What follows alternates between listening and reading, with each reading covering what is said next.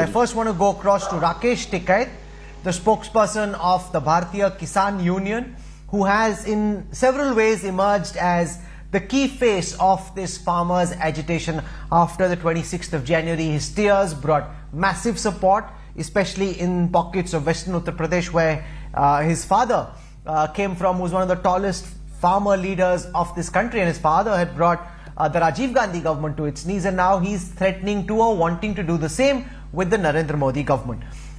टिकैत साहब, गाजीपुर, सिंघू, टिकरी तीनों बॉर्डर्स पे पुलिस ने फोर्टिफिकेशंस बहुत बढ़ा दिए हैं, बैरिकेड्स लगा दिए हैं, बार्ब्ड वायर्स लगा दिए हैं, फेंसेस लगा दिए हैं। ऐसा लगता है कि इंडिया पाकिस्तान का बॉर्डर बन गया हो, ये सरहद बन गई हो। आपके जो समर्थक हैं उनकी भी संख्या बढ़ती जा रही है।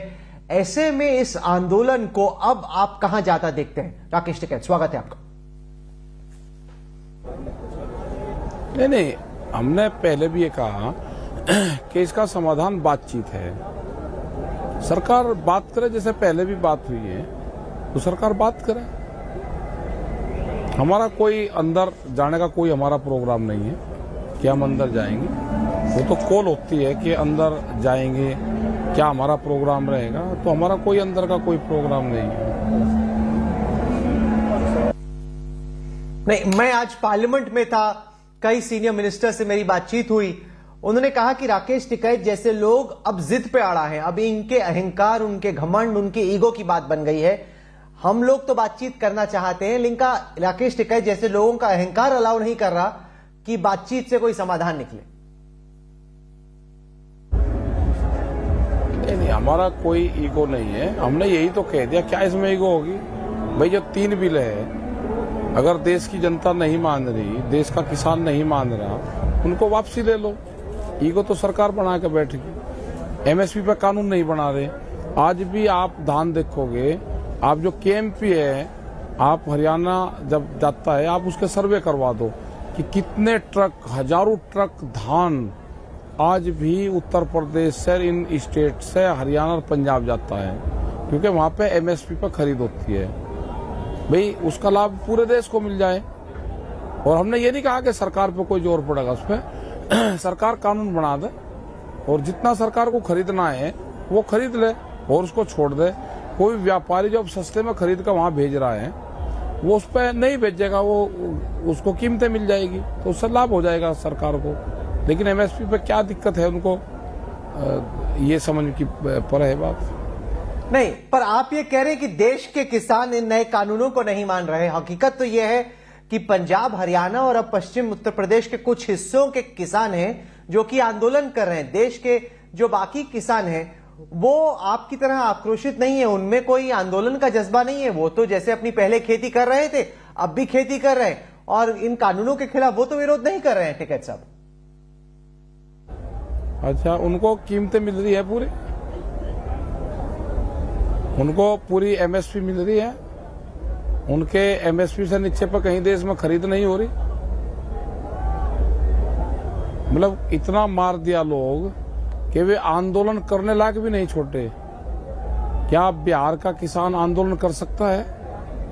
वहां तो मंडियां वो खत्म कर दी थी ना, आज से 14 साल पहले, 15 साल पहले। क्या वो प्रोग्रेस कर गया वहां का किसान?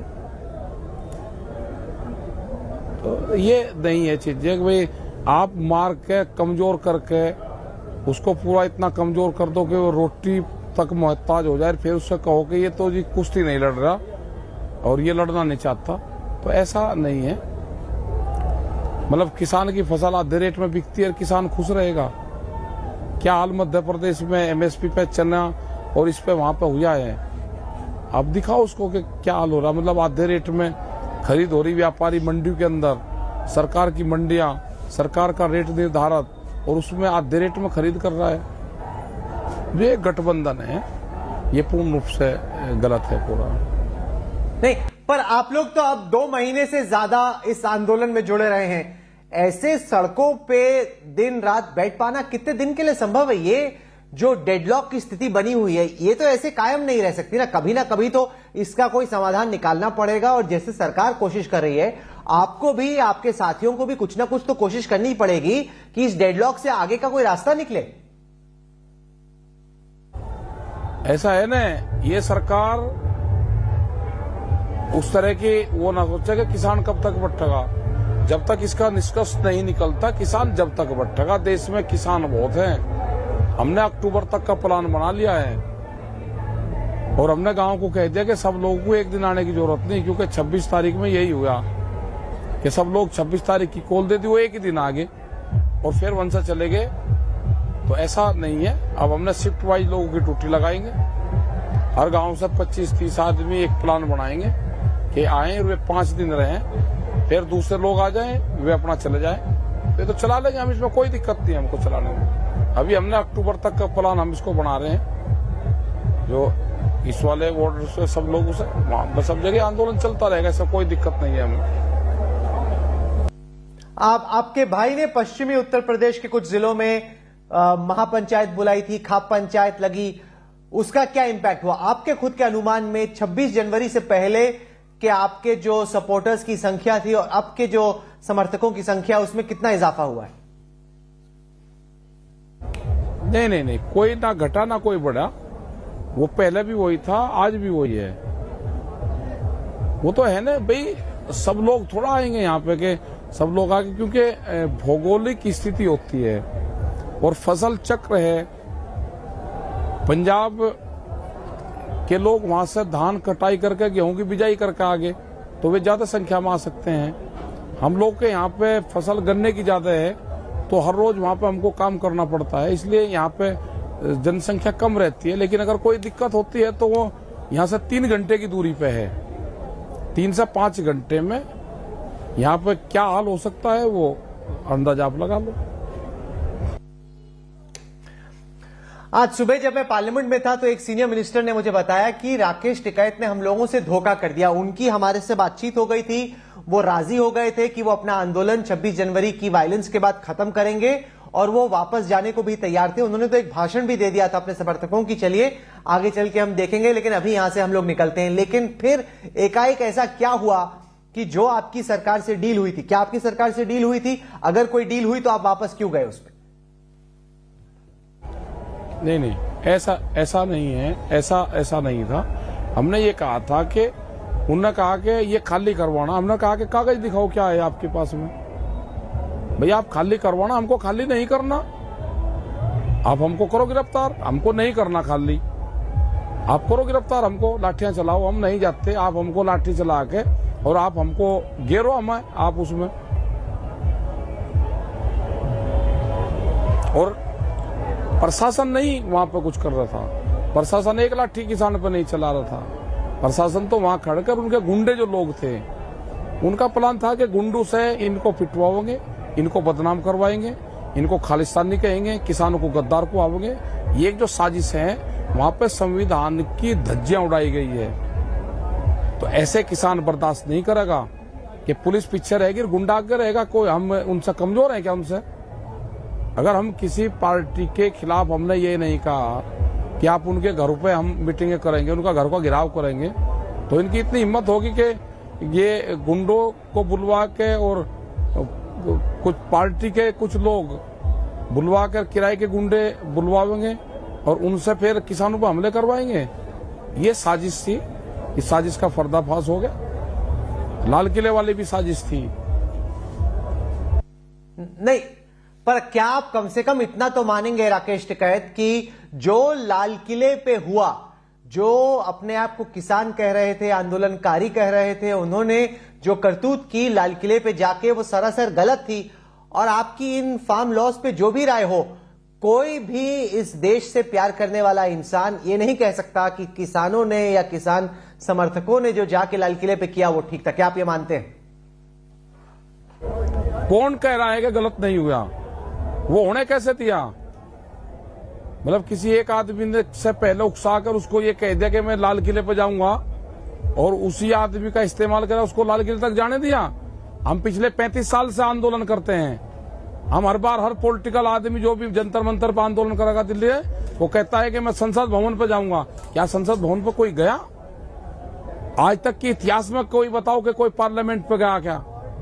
और हर आदमी ये कहता है, पॉलिटिकल आदमी जब वो विपक्ष में रहता है या किसान संगठन कोई भी आंदोलन करता है, वो सब ये कहते हैं कि पार्लियामेंट में हम जाएंगे, घेराव करेंगे। तो कोई गया पार्लियामेंट के अंदर? क्या इतनी सुरक्षा व्यवस्था हमारी इतनी कमजोर होगी कि एक आदमी ने 12 घंटे पहले घोषणा करी, वो सीधा लाल किले के ऊपर तक चला गया? मतलब शर्म नहीं आई सरकारों को? ये क्या सुरक्षा करेंगे? उस दिन कहां चले गए थे कटीले तार? ये आज सुरक्षा कर रहे, बकवास लग रहे करने, सुरक्षा करेंगे आज ये? मतलब पूरे दिल्ली पुलिस को और उसको भी बदनाम कर दिया सरकारों ने। मतलब साजिश के तहत फंसा रहे हैं पुलिस को भी। ऑर्डर दे रहे कि आप ये प्लान बनाओ। नहीं, आप ये बार बार इसको कंस्पिरेसी कह रहे हैं, साजिश कह रहे हैं। आप बताएं हमारे दर्शकों को कि क्या सबूत है आपके पास कि ये साजिश थी तो किसकी साजिश थी और क्यों साजिश थी, और उसको एस्टेब्लिश करने के पास आपके पास क्या प्रमाण है? तो साजिश ये है कि उसको रास्ता दिया गया वहां से सरकार के द्वारा, उनको कहा गया कि इनको लाल किले पे भेजो, इनको बदनाम करो। ये साजिश नहीं और क्या है ये? मतलब दिल्ली पुलिस को इतना वो कर दिया कमजोर कि वो रास्ता देना पड़ा। जवाब कौन देगा कि दिल्ली में रहते हुए दिल्ली पुलिस कमजोर हुई? कौन जवाब देगा? जो बैरिकेटिंग, जो हमको रास्ते दिए गए दिल्ली के जाने पे, कौन किस एजेंसी से जांच करवावे? किसी की है हिम्मत एजेंसी से जांच करने? किसी चैनल की है हिम्मत कि जो रास्ते दिए गए उस रास्तों पे बैरिकेटिंग थी दिखाने की? है किसी चैनल की हिम्मत? हमको पता है कि चैनल के ऊपर भी बंदूक का पहरा है, कलम और कैमरे पर बंदूक का पहरा है, ये पता है हमको। कोई पत्रकार अगर दिखाने की कोशिश करेगा उसको नोटिस दिए जाते हैं, कोई पत्रकार दिखाने की कोशिश करेगा उसको जेलों में बंद करा जाता है। हमें पता है आपकी मजबूरी, सबको जानते हैं हम सबको। सर आप कमाल हो, आप हमारे चैनल पे लाइव बैठे हो। सबसे पहले मैं खुद आपसे बात कर रहा हूं, बाकी मेहमान हमारे इंतजार कर रहे हैं जिनसे अभी मैं बहस करने वाला हूं, और आप कह रहे हो कि हम डरे हुए हैं या हम किसी के दबाव में हैं। अगर हम किसी के दबाव में होते तो आप लाइव होते ही नहीं, आपकी बात ही नहीं निकलती। और इसका क्या, जो आपके जो समर्थक है कभी कभी हमारे पत्रकारों के साथ बदसलूकी कर लेते हैं, वो कहां की ठीक है? मैं आपको बता दूं साफ तौर पे, ना हम आपसे डरते हैं ना सरकार से डरते हैं। साफ सवाल पूछना बेबाकी से, निष्पक्ष तरीके से, यह हमारा काम है और यही हमारा धर्म है। ना हम आपसे डरते हैं ना सरकार से, यह आप बात जान लीजिए। मतलब जिस तरह से चैनल का उसका शोषण करा जा रहा है, जिस तरह से, मतलब आप दिखा दो ना आप वहां के उसको, मतलब मीडिया का किस तरह से दोहन करा गया है। अरे दिखाना दो ना मीडिया, और ये तो ओपन होती है, जो चीज हो रही है उसको दिखाओ। हम कोई गलत कर रहे हैं तो हमको भी दिखाओ। लेकिन जो साजिशन के तहत करा गया, जो जाल में, दिल्ली के मकड़ जाल में किसानों को फंसा कर ले जा गया, जो रास्ते दिल्ली को जाते थे वे खुले रहेंगे, जो रास्ते लिखित में तय दिए करे गए हैं उस पर बैरिकेटिंग करे जाएगी।